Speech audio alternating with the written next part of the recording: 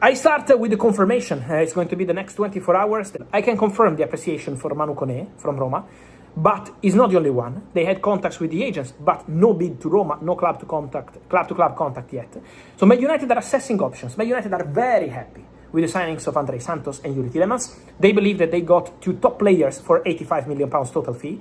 So Man United super happy about that. Now it's on picking the third midfielder, defensive, physical, who can break the lines, who can be an important player in that sense. Man United are exploring the market.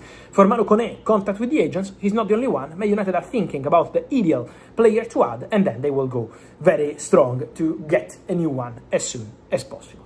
We'll have to wait and see in this, because obviously a few people were talking about Alex Scott this morning. Man United are not in talks with Alex Scott because there's no talks to be had. You can only talk to a player and be in talks with a player if that player, look at the MetLife, absolutely incredible. You can only talk to a player and be in talks with a player if there's something to talk about. And Bournemouth have him as not for sale. So the situation with Scott is, and I believe, this is a bit of an exclusive, I believe he's the secret midfielder, based on what I've been told this afternoon.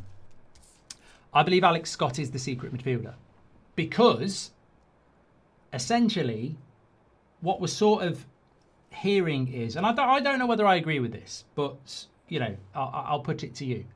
What I'm basically, and I'm not saying, I've got no reason not to believe it, but I just don't trust United.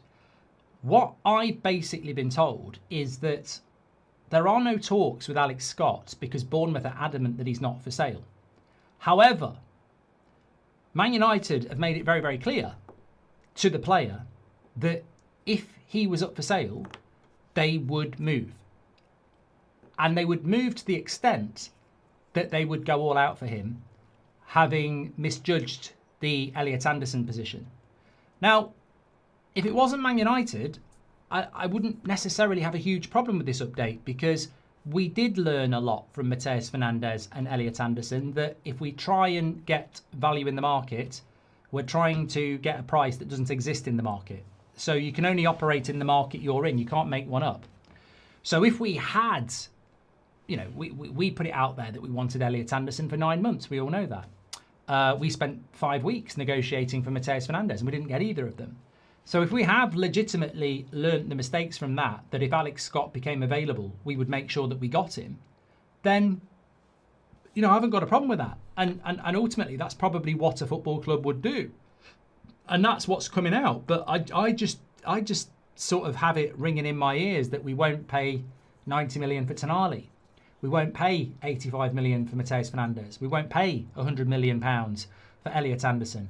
So why would it be any different if Alex Scott comes on the market and the price is 80 and there's a bidding war? I don't think that we would. I don't think that we would go to the price needed. But look, that's what's out there. That's what leads me to believe that he may well be the second midfielder to Kone. But it's a risk. It's a big risk, right? This is a big, big risk for United, because if it is Kone and it is Scott, but we can't talk to Scott because he's not available, but we can get Kone, and then Scott becomes available, you've got Kone and you haven't got Scott. But if you go, Kone, can you wait? And he doesn't wait, and he's gone, and then you wait for Scott and he doesn't become available, you don't end up with either. So is that what United are doing, assessing the scene here? Because I think with Kone, there is a limit. We need to move or we lose. But with Scott, you probably can't do that deal quick enough, so you have to wait. And if you wait, you might not get it done anyway. So I think that it's an interesting one, and I don't know. I don't know which way United will go. Look, personally, I'll repeat what I said before. I really do like Alex Scott, but I don't think Bournemouth want to sell him. It will be very expensive. It will take weeks because there'll be negotiations, and it's less than 5 weeks to the start of the season. And we need left backs, wingers, attackers. So I would rather just go get Kone done and focus on the other problems that we've got.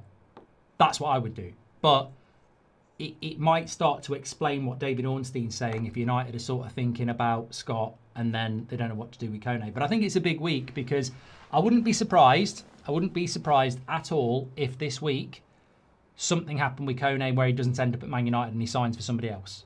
In which case, that starts to put us in problems. And as somebody just said in the chat, does that mean that all roads lead to Baleba? Look, some people do want Baleba. Rest assured, if we end up signing Baleba, we have gone right down the list. It's not impossible that we go that far down the list. It's not impossible that we go down the list to Sanderberg. But if we go down the list to Baleba, we will have really failed because he is not high on the list for Manchester United. He's not even under consideration at the moment as a viable option as the third midfielder. So some of you might be happy with that, but if we end up with Baleba, we've gone right down the list. Because also, he won't be cheap either. He'll be out of our price range. Few updates to bring you this morning. So the Athletic are basically saying that Roma have made an offer of about £40 million for Summerville. West Ham are still looking for about 50. This is a player that United really do like, by the way, but we can't do anything because of Rashford. The feeling is that the offer from Roma will be too low, and that might stop this deal happening quickly, which may still leave the door open for Manchester United. I don't know how long that door can stay open because we've got to figure out what we're doing with Marcus Rashford first, I suppose. But more importantly, let's talk about the midfield. Somebody said, what do you mean about the eyes on... I shouldn't have done that tweet last night. I put a tweet out last night after the Morgan Rogers story, and I put eyes and Cole Palmer. Even Beth was like, is that from your source? This is not from our good source. This is just... I have heard for the last 6 months from various people, and I would shout them out if it ever came off, keep an eye on Cole Palmer to Manchester United. Now, this would be absolutely stunning. We spoke about Vinicius Jr. yesterday. I think Man United should be looking to do these sort of deals, but the fact that we're not, we're not going to sign Cole Palmer. We're not going to sign Cole Palmer. Let's get real. There has been rumours all summer, and I'd be lying if I said to you that there hadn't been little stories all summer, but nobody believes them, and I don't think United would do anything about it. Where United are at the moment, though, on the midfield, a few people messaged me last night about Scott. I don't know where the news stories about Scott have come from, but there is no new story about Scott. Man United aren't in the habit of leaking their stories to anybody at the moment anyway, so United aren't leaking who they're talking to. The truth around the midfield at the moment is that we've held more talks with Kone and his representatives. We're definitely keeping that on. If you can imagine, and I don't know how many of you do this, have you ever boiled an egg or made some pasta on the hob? We've got Kone transfer story on the hob simmering at the moment. It's not boiling. It's not boiling hot. It's not 9 out of 10 on the hotometer, but it's simmering at about a steady 7. We are keeping the heat on. We are having more talks. Kone is definitely an ongoing option for Manchester United. There is a warning sign that Chelsea, as we've seen, can just swoop in and do a deal. But Man United are still continuing talks with Kone and his representatives. That is still, as of the last few days, ongoing. With regards to Scott, there's no talks with Scott. There's nothing with Scott. There is no talks with Bournemouth. There is no talks with the agent. He's not even for sale. He's not decided his future yet. So Scott, I would put in the bucket of Rodgers and Anderson. Not even Fernandes, because we had talks with him. I would put Scott with Rodgers and Anderson. 100% a player that Man United admire and they like, and they may have held talks within the club about him, but anything external is not happening at the moment because he is not for sale and his price is 80 million. We'll start there. So United are not in talks with Scott. They're not in talks with Bournemouth. They're not advancing anything there. So I don't know whether that's just paper talk, Sunday morning talk, but there's nothing advancing with Scott at the moment. And I honestly don't think it will. I like the player, but I don't think it will. I think where we are at the moment is that Manu Koné fits the bill for Manchester United. We're probably going to look to spend around £50 million again. And we're probably going to go with a similar signing to Santos and Tielemans again, of that sort of level. And I think Kone does fit that sort of level of what Man United want to do. We also want to do other deals as well. We want to sign players in different positions, but we're not going to sign anybody else until we resolve the third midfielder.